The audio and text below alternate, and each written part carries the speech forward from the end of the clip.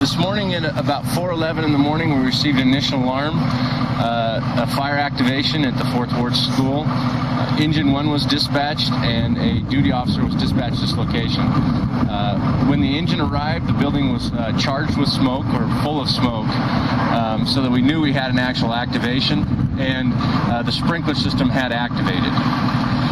They investigated the building, did their initial search. They found what they believed to be the seat of the fire in the basement on the southeast corner of the 4th Ward School in some construction debris. Two sprinkler heads were activated, and they contained the fire and pretty much suppressed it. The captain at that time took an offensive attack on the seat of the fire, preserved evidence, and it looks like primarily this is not malicious in nature. It looks like it was just the cause of some construction activity within the building. So let's talk about, you get a call, you got a fire at 4th Ward School, one of your most historic buildings in town. I mean, what kind of goes to your guys' mind on something like that?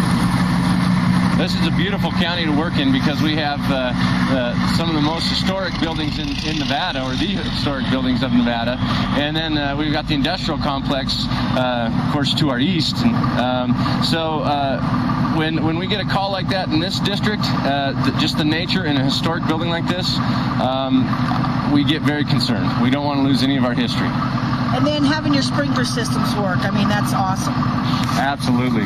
Sprinkler systems are a must. A lot of people get concerned because you have to alter a historic building to put a sprinkler system in, but in this particular case, it probably saved significant damage, if not the building itself. And let's talk about damage. Is there any smoke damage inside the main part, or is it all down in the basement? The building was actually charged with smoke, so there is some smoke residual that can be expected on the walls. Mostly what we're concerned about right now is the water damage from the sprinkler system, but of course the fire damage would have been much worse. And the water damage is inside the main building, or is it all kept to the basement?